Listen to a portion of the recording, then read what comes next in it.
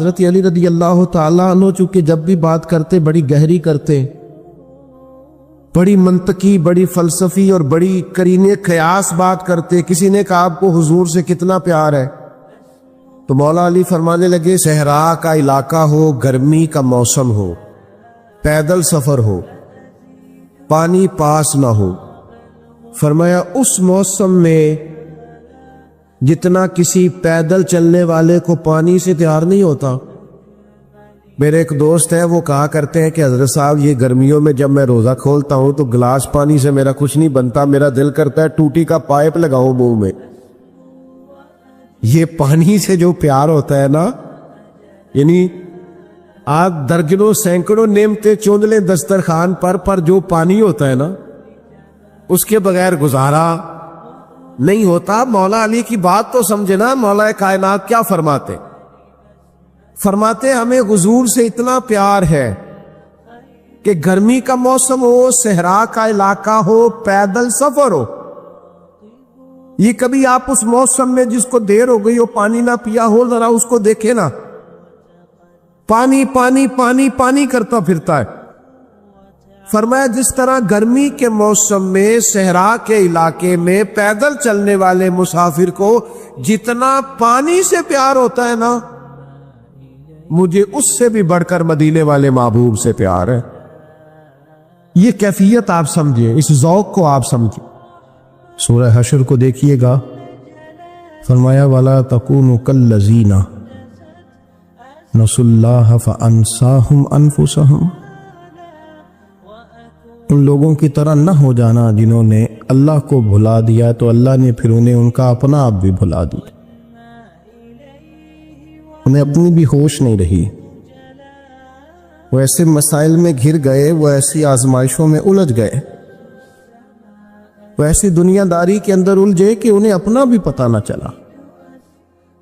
اب تو ڈھونڈتا پھرتا ہوں اے اقبال اپنے ہی آپ کو، اب تو ڈھونڈتا پھرتا ہوں اے اقبال اپنے آپ کو، آپ ہی گویا مسافر، آپ ہی منزل ہوں میں۔ جب انسان خدا فراموش ہوتا ہے تو خود فراموش ہو جاتا ہے۔ ہمارا بڑے زمانے سے تکیہ ہے، کبھی امریکہ پر، کبھی یورپ پر، کبھی برطانیہ پر، کبھی مالداروں پر، کبھی اسلحے والوں پر۔ اس کا نقصان یہ ہوا کہ اپنا کوئی وجود نہیں رہا، اپنا کوئی نظریہ نہیں رہا، اپنی کوئی سوچ نہیں رہی۔ ایسے محسوس ہوتا ہے کہ کوئی منشور نہیں، کوئی دستور نہیں، لگام منہ میں ہے اور اس کا سرا کسی کے ہاتھ میں ہے، وہ جدھر چاہتا ہے ہمیں گھما لیتا ہے۔ اللہ فرماتے ہیں یوں نہ ہو جانا کہ تم رب کو بھلا دو اور پھر تمہیں اپنا آپ بھی بھول جائے۔ اولئک ھم الفاسقون، فرمایا یہ وہ لوگ ہیں جو نافرمان ہیں اللہ کے، یہ نافرمان ہے۔ جب یہ نظریہ بن گیا، جب یہ ذہن بن گیا کہ پیدا اللہ نے کیا ہے، دینا اللہ نے ہے، عطا کرنے والا اللہ ہے، نوازنے والا اللہ، تو پھر ساری توجہ دنیا داروں کی طرف رکھنا، میں اللہ والوں کی طرف توجہ رکھنے کا قائل ہوں، میں وہ سمجھتا ہوں، ہم اس چیز کے قائل ہیں، لیکن وہ بھی کوئی آستانہ ہے کہ جہاں حق مرشد کا نعرہ تو بڑا لگے پر رب کا نام ہی نہ سننے کو ملے۔ یہ بھی کوئی بات ہوئی کہ جہاں یہ تو نعرہ زور سے لگے کہ جیوے جیوے مرشد جیوے، لیکن استغفار کا درس ہی نہ ملے، یا ہر وقت یہ بتایا جائے کہ یہاں آ گئے تو بچ گئے۔ کیسے بچیں گے؟ میرے رسول پاک علیہ السلام کا دروازہ سب سے بڑا دروازہ ہے، حضور کا دروازہ سب سے بڑا دروازہ ہے، لیکن میرے دوستو یاد رکھنا، نبی پاک علیہ السلام نے بھی لوگوں کو جب رستہ دکھایا ہے تو رب کریم کا رستہ دکھایا ہے، اللہ کا رستہ دکھایا، اللہ کریم کا رستہ دکھایا، لوگوں رب کی طرف توجہ کرائی۔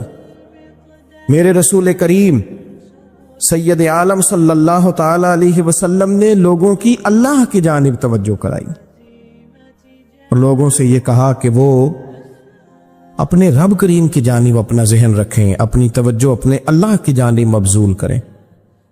یہ بات کو اچھے طریقے سے سمجھیے گا، علم اللہ تبارک و تعالیٰ عطا کرتا ہے، تو اسے اللہ کی عطا ہی سمجھنا چاہیے۔ کچھ لوگوں کے پاس علم ہوتا ہے پر علم نافع نہیں ہوتا، وہ ٹامک ٹونیاں مارتے رہتے ہیں ساری زندگی۔ علم کو اللہ کی عطا سمجھیں، اپنی عقل پر اپنے شعور پر زیادہ بھروسہ نہ سمجھیں، نظر اللہ پہ رکھیں۔ حضرت مولا علی شیر خدا کرم اللہ تعالی وجہہ الکریم سے کسی نے پوچھا تھا بڑا عالم کون ہوتا ہے؟ ہمارے ہاں تو اب وہ والے عالم پائے جاتے ہیں نا، اللہ ماشاءاللہ، جو ممبر پہ بیٹھتے ہیں تو دعوے ہی دعوے ہیں، ممبر پہ بیٹھتے ہیں تو دعوے ہی دعوے ہیں۔ اس طرح کے عالم ہمارے ہاں پائے جاتے ہیں، وہ ہر بات میں دعویٰ کرتے ہیں، میں یہ کر دوں گا، میں وہ کر دوں گا۔ یہ مزاج علماء کا نہیں۔ حضرت علی المرتضیٰ سے کسی نے پوچھا بڑا عالم کون ہوتا ہے؟ فرمایا بڑا عالم وہ ہوتا ہے کہ جسے مسئلے کا پتہ نہ ہو تو وہ کہہ دے مجھے نہیں پتا، میں پتہ کر کے بتاؤں گا، غلط بات بیان نہ کرے۔ امام مالک سے کسی نے کوئی مسئلہ پوچھا تو آپ فرمانے لگے مجھے اس سوال کا جواب نہیں آتا۔ ہمارے بزرگ سمجھاتے کیا ہے؟ وہ کہنے لگا آپ اتنے بڑے امام ہیں تو اس سوال کا جواب نہیں آتا۔ فرمانے لگے اگر مجھے ہر سوال کا جواب آتا پھر تو میں خدا ہوتا، مجھے ہر سوال کا جواب نہیں آتا، مجھے تو اتنا آتا ہے جتنا میرے رب نے مجھے عطا کر دیا ہے۔ اپنی نظر اللہ پہ رکھیں، نکل آئیں اس معمے سے باہر کہ میں کوئی بلا ہوں، مجھے بڑا پتہ ہے، میرے پاس 6 ڈگریاں ہیں، مجھے 10 جگہ پہ تدریس کا شغف حاصل، اسے نکلیں باہر۔ قرآن مجید دیکھیے گا، اللہ تعالیٰ نے ارادہ قدرت فرمایا کہ میں حضرت آدم کو بناؤں گا، پھر بنانے کے بعد فرمایا فرشتوں سجدہ کرو آدم کو، سب نے سجدہ کیا الا ابلیس ابا واستکبر وکان من الکافرین، سب نے سجدہ کیا سوائے ابلیس کے، اس نے انکار بھی کیا، تکبر بھی کیا اور کافروں میں سے ہو گیا۔ تو یہ جب اللہ تعالیٰ نے سجدہ کرایا تو کیسے کرایا؟ اللہ تبارک و تعالیٰ نے نا حضرت آدم کو علم سکھایا خود، وعلم آدم الاسماء کلہا، خود اللہ فرماتے ہیں کہ میں نے جناب آدم علیہ السلام کو تمام اشیاء کے نام سکھائے، سب اشیاء کے نام سکھائے۔ تو وہ چیزیں پھر میں نے نا، اللہ فرماتے ہیں میں نے فرشتوں پہ پیش کی، میں نے کہا کہ بتاؤ ان کے نام کیا ہے، تو فرشتوں نے جو جواب دیا وہ سمجھنے والا ہے۔ اللہ نے چونکہ خود علم سکھایا تھا حضرت آدم کو، جناب آدم سکھایا تھا، لیکن فرشتوں کو نہیں سکھایا تھا۔ تو اللہ کریم نے فرمایا فرشتوں اب یہ بتاؤ ان چیزوں کے نام کیا ہیں، تو فرشتے کیا کہتے ہیں؟ فرشتے عرض کرتے ہیں قالوا سبحانک لا علم لنا۔ آپ کبھی یقین کریں اس چیز کی لذت لے تو مزہ آ جائے۔ کہا قالوا سبحانک، کہنے لگے تو پاک ہے، قالوا سبحانک، کہنے لگے تو، بھئی آدم علیہ السلام کو نام سکھا لیے، پھر فرشتوں کے سامنے وہ چیزیں پیش کر کے کہا ان چیزوں کے نام بتاؤ، تو فرشتے کیا کہتے ہیں؟ کہتے ہیں قالوا سبحانک، تو پاک ہے، لا علم لنا، ہمارے پاس کوئی علم نہیں، الا ما علمتنا، ہمیں تو اتنا پتہ ہے جتنا تو نے ہمیں سکھا دیا، ہمیں تو اتنا پتہ ہے جتنا تو نے ہمیں، لا علم لنا، ہمارے پاس کوئی علم نہیں ہے، اتنا ہی پتہ ہے جتنا تو نے ہمیں سکھا دیا ہے، اس سے زیادہ ہمارے پاس علم، اور یہ کیوں تو نے ہمیں جتنا سکھایا اتنا پتہ ہے۔ فرشتے یہ نہیں کہتے یا اللہ تو زیادہ سکھا، آدم کو دیا تو ہمیں بھی دے، یہ نہیں فرمایا، فرمایا انک انت العلیم الحکیم، اے اللہ تو علم والا بھی ہے اور حکمت والا بھی ہے، تجھے پتہ ہے کس کو کتنا دینا ہے، جتنا تو نے مناسب سمجھا جناب آدم کو دیا، اور جتنا تو نے بہتر سمجھا وہ تو نے ہمیں عطا فرمایا۔ تو اگر آپ کے پاس علم ہے، کہیں نالج ہے، اس کو اللہ کی عطا سمجھے۔ ہمارے ہاں بہت سارے لوگ بن کے بیٹھ جاتے ہیں، میں اکثر کہتا ہوں کہ پھر وہ دعوے کرتے ہیں میرے علاقے والے جاہل ہیں، میرے شہر والے جاہل ہیں، میرے خاندان والے پڑھے نہیں۔ یہ آپ کا دعویٰ ہے، یہ آپ کو خراب کر دے گا۔ ہم نے بہت سارے ایسے لوگ دیکھے جو بہت بڑے عالم تھے، لیکن اللہ جب لینے پہ آیا تو عقل ہی لے گیا، شعور ہی چلا گیا، حافظے ختم ہو گئے۔ آپ دیکھتے ہیں بڑھاپے میں کچھ لوگ ایسے ہوتے ہیں کہ جن کو یہ بھی یاد نہیں رہتا کہ میرا نام کیا ہے، میں کہاں ہوں، مجھے کدھر جانا ہے۔ اس وقت سے اللہ کی پناہ مانگیں اور اپنی نظر اپنے رب کریم کی جانب رکھیں، اللہ کی جانب اپنی نظر کو مبذول رکھیں۔ دوسری بات، علم کے بعد ایک چیز آتی ہے جس کا نام ہے ہدایت، جس کا نام ہے تقوی، جس کا نام ہے پرہیزگاری، جس کا نام ہے عمل، عبادت، ریاضت۔ یہ بھی اسی وقت ہی نصیب ہوتی ہے جب میرا رب کریم نصیب فرما دیتا ہے۔ ہم نے نا نیکی کا اپنا اپنا سٹیٹس بنا لیا ہے، اپنا اپنا معیار بنا لیا ہے۔ کچھ لوگ کہتے ہیں کہ جناب مسجد میں سیمٹ کا توڑا دینے سے بہتر ہے کسی غریب کو آٹے کا تھیلا دے دو۔ اب اس نے اپنا مزاج بنا لیا نا نیکی کا، اس نے اپنا سٹیٹس بنا لیا۔ میرا یہ سوال ہے کہ نبی پاک صلی اللہ تعالی علیہ وسلم جب مدینہ شریف آئے تھے تو حضور نے سب سے پہلے غریبوں میں آٹا تقسیم کیا تھا کہ سب سے پہلے مسجد بنائی تھی؟ کیا عجیب لوگوں کا رنگ ہے، اپنی مرضی کی ہدایت، اپنی مرضی کا تقوی، اپنی مرضی کا معیار۔ مسجد کوئی بڑا چھوٹا خطیب بھی میری طرح کا ہو نا، تو وہ مسجد میں بیٹھ کے جب نبی پاک کی بات کرتا ہے تو کہتا ہے میرے رسول پاک غریبوں کا سہارا بن کے آئے۔ وہ غریبوں کی بات کرتا ہے، مسکینوں کی، لاچاروں کی، کمزوروں کی بات۔ تو مسجد ہی تو وہ ادارہ ہے جہاں سے غریبوں کی بات ہو رہی۔ تو اب لوگوں نے غریب کو اور مسجد کو لڑانا شروع کر دیا، اس کو لڑاؤ کہ مسجد میں پیسے دینے سے بہتر ہے آپ غریب کو آٹے کا تھیلا دے دیں۔ آپ یہ کیوں نہیں کہتے کہ مسجد میں بھی آپ توڑا دیں ایک سیمٹ کا اور ساتھ غریب کو بھی خدمت کریں؟ یہ کیوں نہیں تقویٰ؟ اپنی اپنی مرضی کا مزاج، اپنی اپنی۔ کچھ لوگ کہتے ہیں چھوڑو جی، ساری زندگی انسان نماز پڑھتا رہے اور پھر گالیاں بھی دیتا رہے، بندہ داڑھی بھی رکھ لے اور جھوٹ بولنا بھی نہ چھوڑے، تو یہ آپ نے اپنے پاس سے تقوی کا معیار بنایا۔ گالی دینے کا گناہ ہے اور داڑھی رکھنے کا ثواب ہے۔ تو اگر آپ داڑھی رکھے ہوئے ہیں اور آپ کوئی غلطی کر رہے ہیں تو اس سے آپ کی داڑھی کا ثواب ختم۔ اللہ کرے آپ کو سمجھ آئے میری بات۔ آپ کوئی غلطی کر رہے ہیں، داڑھی کا ثواب اس سے ختم، وہ اپنی جگہ پہ قائم ہے چیز۔ اپنی مرضی کا کیوں تقوی کا معیار بناتے ہیں؟ تقوی کا مزاج اپنی مرضی کا نہ بناؤ، اللہ کی بارگاہ سے دعا مانگو کہ یا اللہ ہمیں ہدایت کا نور عطا فرما، اللہ تو ہمیں رستہ دکھا، تو بتا کہ ہدایت کیا ہے۔ تو رب فرماتا ہے اللہ ولی الذین آمنوا، اللہ مومنوں کا مددگار ہے، یخرجہم من الظلمات الی النور، وہ انہیں اندھیروں سے نکالتا ہے اور نور کی طرف روشنی عطا فرماتا ہے۔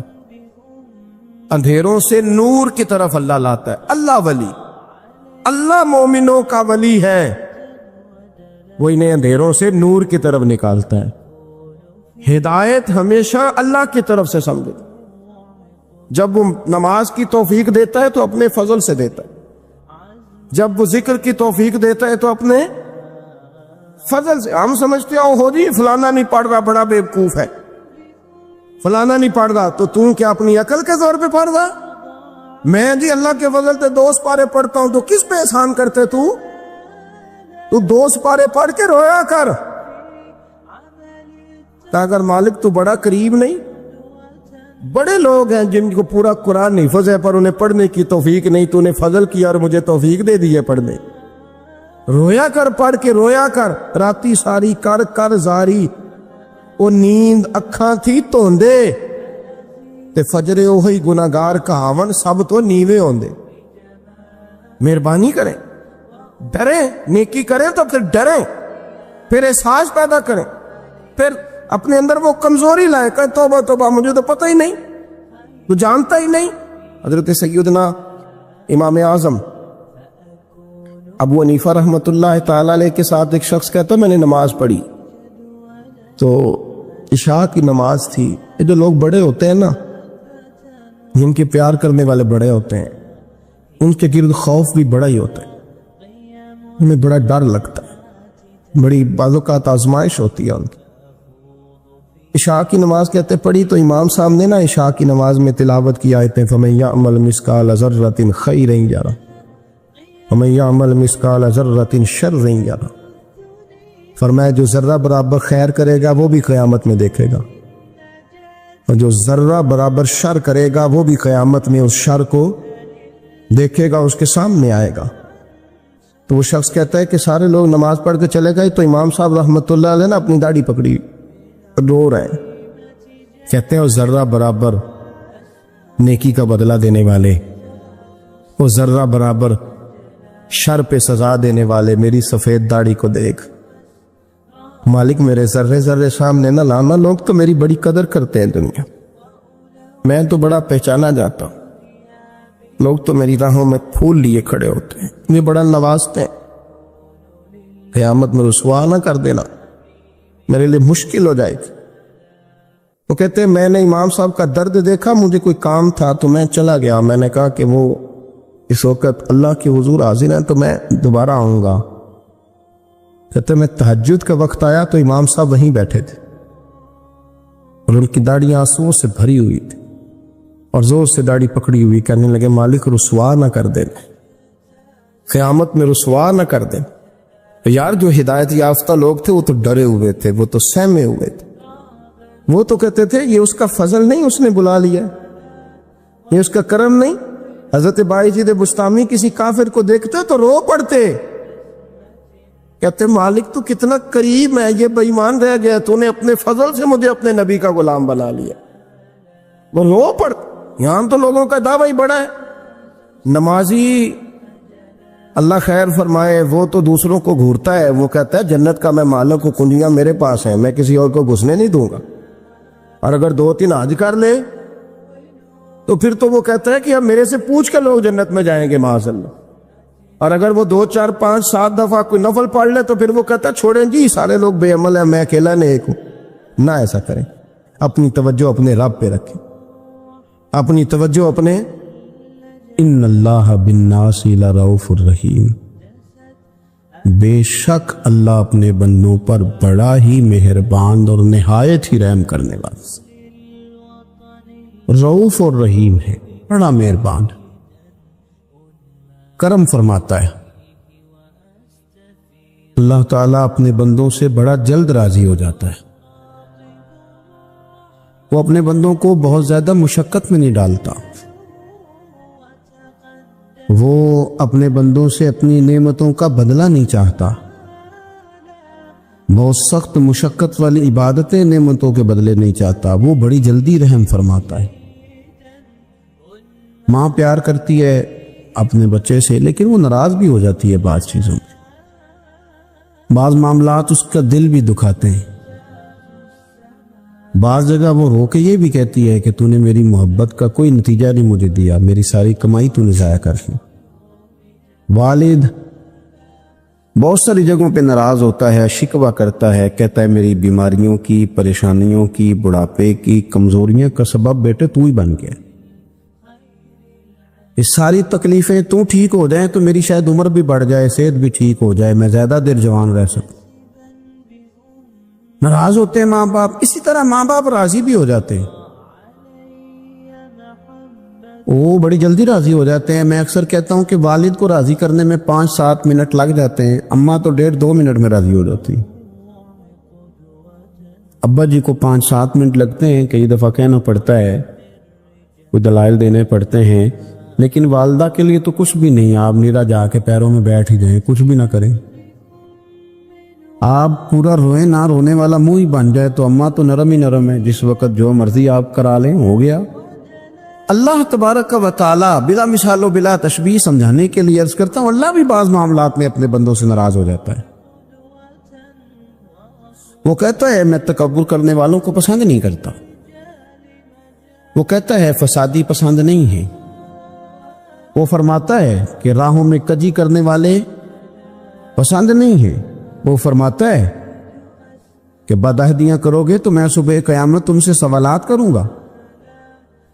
اللہ تبارک و تعالیٰ بہت ساری چیزوں کو ناپسند کرتا ہے، ناراض ہو جاتا ہے، بلکہ نبی پاک صلی اللہ تعالی علیہ وسلم نے فرمایا تم بات کرتے کرتے کوئی ایسا جملہ بول دیتے ہو کہ رب اتنا ناراض ہوتا ہے کہ تمہیں پتہ بھی نہیں ہوتا، تمہارے لیے جہنم کا فیصلہ کر دیتا ہے۔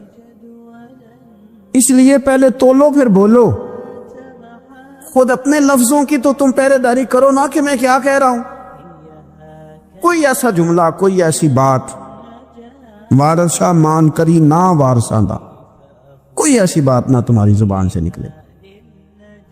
اور حضور یہ بھی فرماتے ہیں کہ اس کا دوسرا پہلو بھی ہے، بعض اوقات تم بات کرتے ایسا جملہ کہتے ہو وہ اتنا راضی ہوتا ہے کہ تمہارے لیے جنت کا فیصلہ فرما دیتا ہے۔ مسلمان کو اب یہ حکم ہے، اس ساری گفتگو کا نتیجہ یہ ہے کہ وہ اپنے جذبات پر، خیالات پر، نگاہوں پر، زبان پر، کانوں پر تھوڑی توجہ دے، بے لگام نہ بنے، بے ترتیب نہ بنے، جو طبیعت میں آئے کر نہ گزرے، تھوڑا سا نہ سوچے سمجھے اور تھوڑا سنبھل کے چلے، کبھی ان کاموں کی طرف نہ جائے جن سے رب ناراض ہو جاتا ہے، ان کاموں کی طرف بڑھے جن سے اللہ راضی ہوتا ہے۔ میرے نبی پاک صلی اللہ تعالی علیہ وآلہ وسلم نے ارشاد فرمایا، بعض احادیث میں لفظ یہ ہیں کہ اللہ اپنے بندوں کو دیکھ کے مسکراتا ہے جو اس کی شان کے لائق۔ جس ترتیب سے ہم مسکراتے ہیں، جس ترتیب سے ہم روتے ہیں، جس ترتیب سے ہم کسی بات کا اظہار تشکر کرتے ہیں، خدا ان باتوں سے پاک ہے۔ اب بہت ساری حدیثوں میں آیا کہ وہ مسکراتا ہے، تو کیا مطلب ہے مسکرانے کا؟ تو علماء تفسیر نے لکھا ہے مسکرانے کا مطلب یہ ہے کہ وہ بڑا ہی راضی ہوتا ہے اپنے بندے سے، بڑا راضی ہوتا ہے، یہ مطلب۔ ایک تو مسکرانے کا مطلب یہ کہ وہ بڑا راضی ہو گیا، وہ مسکرا دیا اپنے بندے پہ۔ اور ایک اس کا معنی خود نبی پاک صلی اللہ تعالی علیہ وسلم نے بیان فرمایا، مسند امام احمد بن حنبل میں حدیث ہے، حضور سید عالم علیہ السلام سے صحابہ نے پوچھا، یا رسول اللہ شہید تو بڑے لوگ ہوتے ہیں، شہیدوں میں افضل کون ہے؟ تو اللہ کے حبیب علیہ السلام فرمانے لگے، وہ والا بندہ جو ڈٹ گیا تھا کافروں کے مقابلے میں، وہ ہلا نہیں، پوری طرح ڈٹ کے جو لڑا وہ شہداء میں افضل ہے۔ حضور فرماتے ہیں وہ جنت کے بالا خانوں میں سیر کرے گا اور رب اسے دیکھ کے مسکرائے گا، رب اسے دیکھ کے مسکرائے گا، اللہ تعالیٰ مسکراتا ہے اسے دیکھ کے۔ اور اگلے جملے میں حضور نے وضاحت کر دی، فرمایا جب رب دنیا میں کسی پر مسکراتا ہے نا، تو اس کا معنی یہ ہے کہ قیامت میں پھر اللہ اسے حساب کوئی نہیں لے گا۔ جس پر اللہ دنیا میں مسکرا دیا اس سے کوئی حساب، تو وہ کام ڈھونڈنے چاہیے نا جسے اللہ مسکرائے۔ ویسے کبھی ہم ایسا کرتے ہیں کہ نہیں کہ کسی کو راضی کیا جائے؟ یہ کام ہم کرتے ہیں کہ ہماری کمپنی کا جو سربراہ ہے وہ ہم سے راضی رہے، جس ادارے میں ہم پڑھاتے ہیں اس ادارے کا بڑا ہم سے راضی رہے، یہ کرتے ہیں ہم۔ اس کے لیے کچھ نہ کچھ ہیلے بہانے ہم کرتے ہیں، برادری، قبیلہ، علاقہ، بستی، لوگ کسی طریقے سے ہمارے ساتھ مطمئن رہے، کرتے ہیں نا یہ سارے کام۔ اس میں تھوڑی مشکل بھی ہمیں آتی ہے، لیکن کرتے ہیں، کیا کریں۔ گھر میں بھی کئی دفعہ ایسا ماحول بنانا پڑتا ہے۔ چلیں ایک اور میٹھی مثال دیتے ہیں، زیادہ سمجھ میں آئے گی۔ چھوٹا بچہ خوش رہے، آپ اس کے لیے محنت نہیں کرتے؟ وہ چھوٹا ہے، اس کو خوش کرنا فرض ہے ابا پہ، لیکن وہ کہتا ہے کہ میں نے موٹر سائیکل لینا ہے۔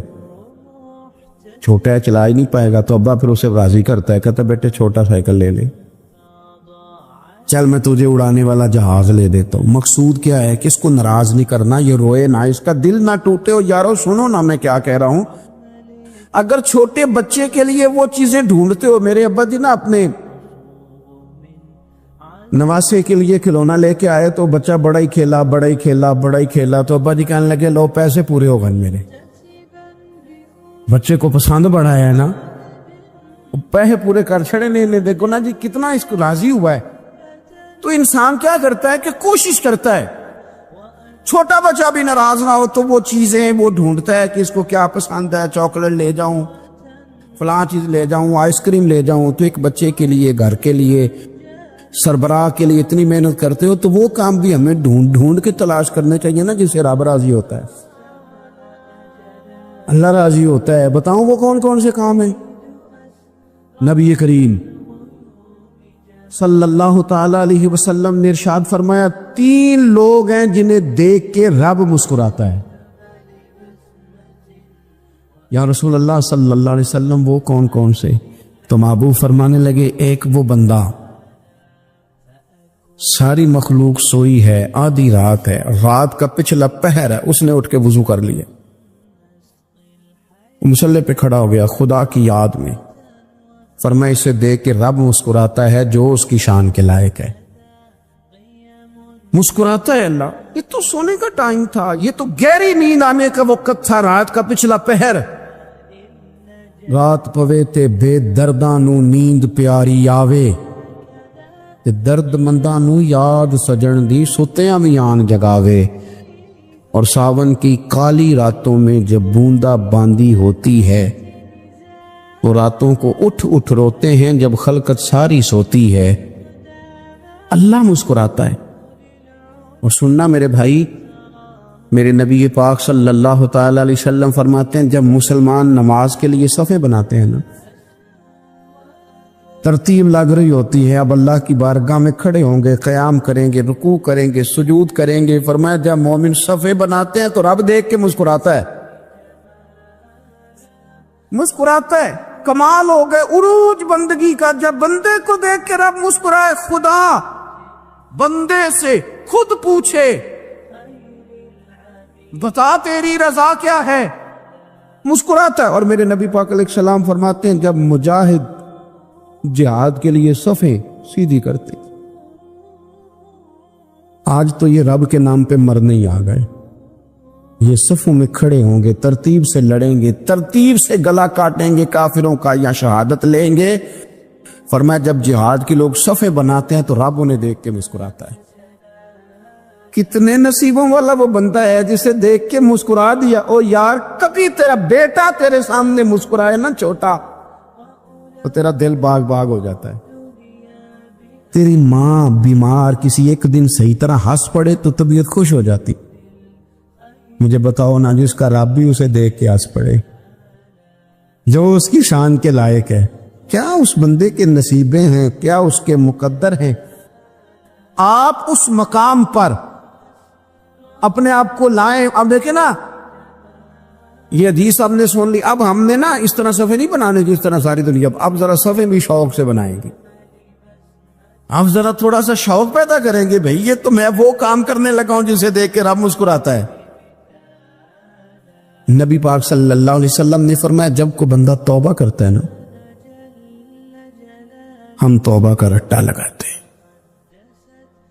یا اللہ میری توبہ، یا اللہ۔ اور توبہ کا تو مطلب یہ ہے کہ پچھلے گناہوں سے پکی توبہ، آج کے بعد یہ غلطی نہ کرنے کا پکا وعدہ۔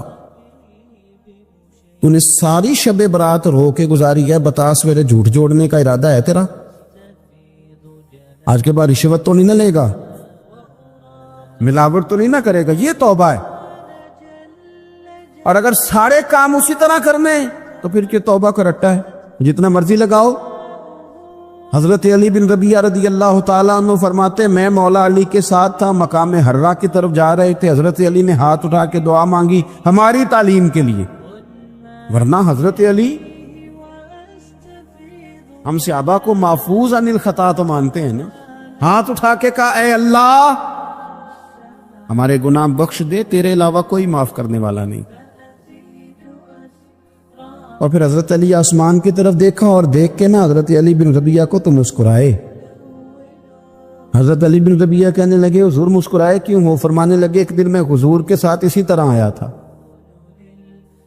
اسی طرح حضور نے دعا فرمائی تھی ہماری تعلیم کے لیے، اور پھر حضور مجھے دیکھ کے مسکرائے تھے اور فرمایا جب کوئی بندہ رب کی بارگاہ میں اس طرح استغفار کرتا ہے تو رب مسکراتا ہے، اور مسکرا کے فرماتا دیکھ لو میرے بندوں کو پتا ہے کہ میرے علاوہ معاف کرنے والا کوئی نہیں، مجھے پتا ہے، تم اس کی بارگاہ میں رجوع تو لاؤ، آؤ تو صحیح دو سو لے کر، اقبال کہتے ہیں کہ موتی سمجھ کے شان کریمی نے چن لیا، قطرے دو گرے میرے ار کے انفال کے، دو میں نے آنسو بہائے تھے تو اس کے کرم نے تو موتی سمجھ کے چن لیے۔ سنو نا حضور، اس استغفار کو اللہ کو یار رات کو توبہ کر کے سونا چاہیے ہمیں۔ کچھ غلطیاں ہم کرنا نہیں چاہتے پر ہم سے ہو جاتی ہیں، کچھ دل ہم توڑنا نہیں چاہتے پر وہ ٹوٹ جاتے ہیں، ہماری مجبوری ہوتی ہے ٹوٹ جاتے۔ رات کو اس کی بارگاہ میں ہاتھ باندھ کے، کشکول طلب دراز کر کے خوب استغفار پڑھنا چاہیے کہ مالک بندے ہیں نا، کیا کریں؟ نفس کا ساتھ ہے، دنیا کا ساتھ ہے، خواہشات نفسانیہ، مالک معاف کر دے۔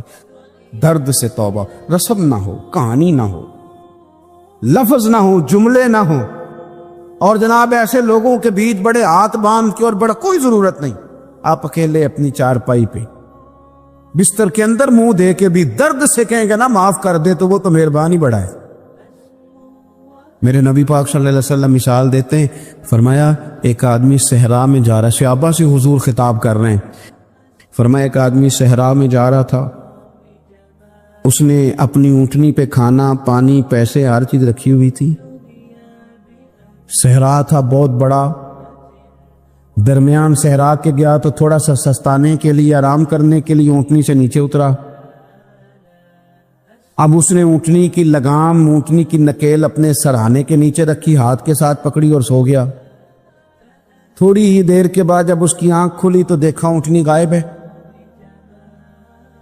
صحرا میں وہ پیدل نہ آگے جا سکتا ہے، نہ پیچھے جا سکتا ہے، نہ دائیں نہ بائیں، کھانے کو روٹی نہیں، پینے کو پانی کا قطرہ نہیں، تھوڑا ادھر بھاگا ادھر بھاگا، تھک گیا۔ کریم محبوب فرماتے ہیں وہ پوری طرح نڈھال ہو گیا اور مایوس ہو گیا، معاذ اللہ، مایوس ہو کے دوبارہ اسی جگہ آ کے لیٹ گیا جہاں پہلے لیٹا تھا، انتظار کرنے لگا کہ اب موت ہی آئے گی، آخری وقت ہے، اب نہ میں پیدل یہ صحرا کراس کر سکتا ہوں، نہ پیچھے جا سکتا ہوں، نہ کھانا ہے نہ پانی ہے، سوائے موت کے کوئی سہارا نہیں۔ حضور فرماتے ہیں وہ رستے میں دوبارہ لیٹ گیا، اچانک اس نے رخ بدلا تو اونٹنی سامنے کھڑی تھی۔ حضور نے صحابہ سے پوچھا بتاؤ نا اسے بھلا کتنے کو خوشی ہوگی؟ یا رسول اللہ جسے نئی زندگی مل گئی ہے۔ آپ دیکھیں نا سارے ڈاکٹروں نے کہہ دیا کہ اس کے تو گردے معدہ جگر ہر چیز ختم ہے، گھر لے جاؤ خدمت کرو، ہر طرف پریشانی ہے۔ وہ بندہ بھی سمجھ گیا ہے کہ آخری وقت آ گیا، کل جاؤں پرسوں جاؤں، تیاری ہو گئی، سب لوگ آ گئے، باہر والے بھی آ گئے، یہ ماحول ایک عجیب رنگ اختیار کر گیا۔ اچانک ایک ڈاکٹر نے آ کے کہا نہیں غلطی لگ گئی تھی۔ مجھے بتائیے انداز کیا ہوتا ہے؟ بغیر دوائی کے بندہ اٹھ کے کھڑا نہیں ہو جاتا، او میں تو بچ گیا ہوں۔ نبی پاک صلی اللہ علیہ وسلم فرمانے لگے اس کی اونٹنی مل گئی، بتاؤ بھلا اسے کتنی خوشی ہوگی؟ یا رسول اللہ وہ تو دوبارہ دنیا میں آ گیا۔ حضور فرمانے لگے اسے کچھ بھی خوشی نہیں ہوئی۔ جب کوئی رب کا گناہگار بندہ آ کے توبہ کرتا ہے، رب کو اس سے کئی گنا زیادہ خوشی ہوتی ہے۔